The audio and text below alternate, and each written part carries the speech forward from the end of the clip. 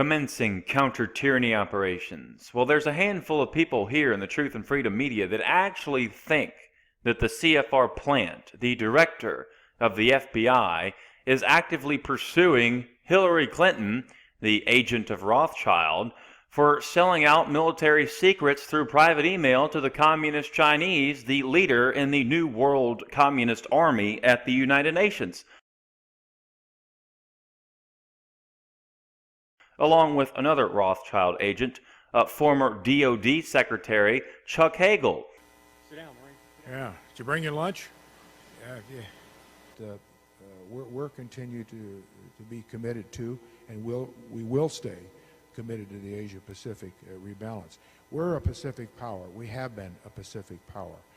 We have tremendous interests in that part of the world. You just isolate on the economics of Asia-Pacific, and by any metric or measurement you apply, it is the fastest growing, will continue to be, world's middle class, economic development, opportunities, energy. I mean, you take any frame of reference of commerce and trade, that part of the world is the most dynamic and will continue to be the most dynamic. Just check out this video here, the Rothschild's Red Monster, if you haven't seen it already. Not to mention, here's Comey with, I don't know, the narco-terrorist arms supplier through the ATF, Eric Holder. I'm not sure. But we have a dead Border Patrol agent in Agent Terry. We have 2,000 missing guns. We have 200 deaths in Mexico. We had dead government officials in Mexico. We have a Mexican helicopter with troops in it that shot, 3 of which are wounded back in May of this year. We have 50-plus members of Congress calling for your resignation over this. What is unacceptable is that you and everybody in your organization, according to you at the higher-ups, know about this investigation. You don't have 15 minutes to pick up the phone, and we have still never talked to these people in order to solve this problem, because, as you say, it's going to go on for some time. And I've made personnel changes with regard to... You haven't fired anybody. Nobody's been fired. The gentleman's time has expired. Not to mention the Supreme Terrorist Commander. I'm the leading state sponsor of terrorism. So yes, if James Comey actually gave a damn about justice, he would have had the Supreme Terrorist Commander and the narco-terrorist arms supplier lined up before a firing squad to be executed for treason.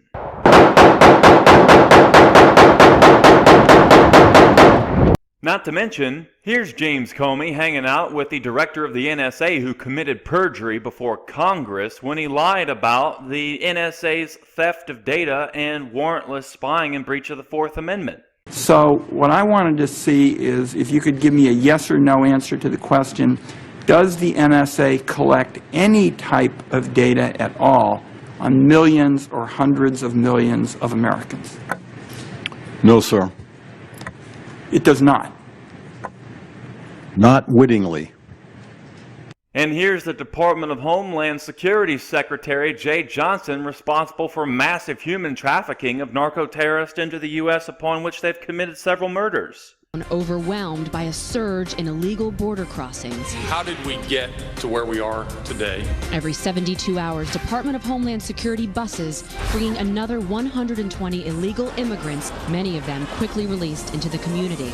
You are not following the law. You are breaking the law. 68,000 illegal immigrants convicted of a crime were released in the United States instead of being deported.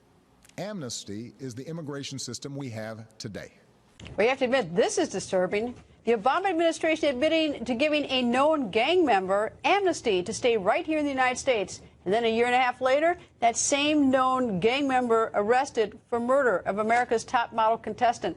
I'm the leading state sponsor of terrorism. And to all those so-called truth and freedom media channels out there with a really short attention span due to all the inhalation of chemtrails and consumption of fluoride and GMOs and the rest of it, you might recall that Benghazi ended in a kangaroo court, just like ATF gun running and September 1st, 2001 massive false flag operation. So there is no justice in the justice system. There hasn't been for a long time. Hillary Clinton has described already the meeting in the White House over 2 years ago. Everyone in the national security team recommended arming ISIS. and the president. So with the additional steps I ordered last month, we're speeding up training of ISIL forces, including volunteers from Sunni tribes in Anbar province. More Sunni volunteers are coming forward. Some are already being trained, and they can be a new force. I'm the leading state sponsor of terrorism. And I turned in time to see what looked like a skyscraper implosion. Looked like it had been done by a demolition crew. The whole thing just collapsing down on itself. For the third time today, it's reminiscent of those pictures we've all seen too much on television before, when a building was deliberately destroyed by well-placed dynamite to knock it down. It was almost as if it were a planned implosion. It just pancaked. It looked like it was a controlled implosion. It didn't fall over. It looked as if somebody put TNT all throughout that building.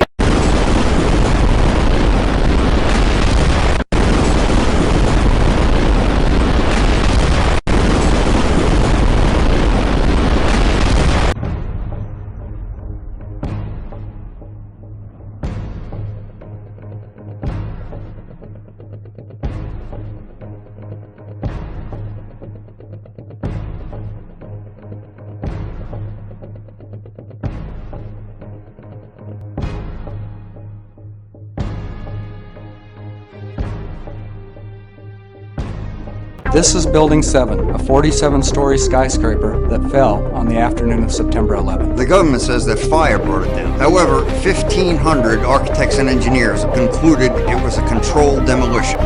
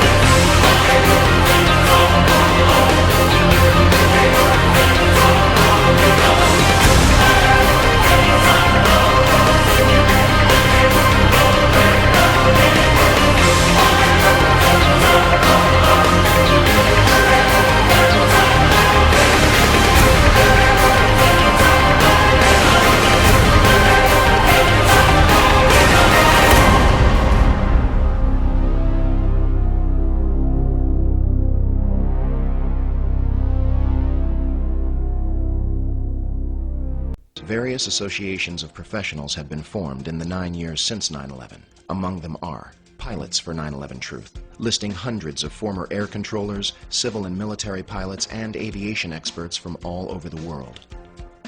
Firefighters for 9/11 Truth, journalists and other media professionals for 9/11 Truth, intelligence officers for 9/11 Truth, including former top CIA analysts and former British Secret Service agents, lawyers for 9/11 Truth, medical professionals for 9/11 Truth, political leaders for 9/11 Truth, including members of the Japanese Parliament, former state and defense secretaries from different countries, and the honorary president of the Italian Supreme Court, religious leaders for 9/11 Truth, veterans for 9/11 Truth, architects and engineers for 9/11 Truth, counting over 1,200 architectural and engineering professionals, 3 new groups have just been formed and have been announced on September 9th in joint press conferences in New York and Los Angeles. They are Actors and Artists for 9/11 Truth, which includes theater and film actors, playwriters, novelists, screenwriters, film and stage directors, singers, composers, and music performers from all over the world.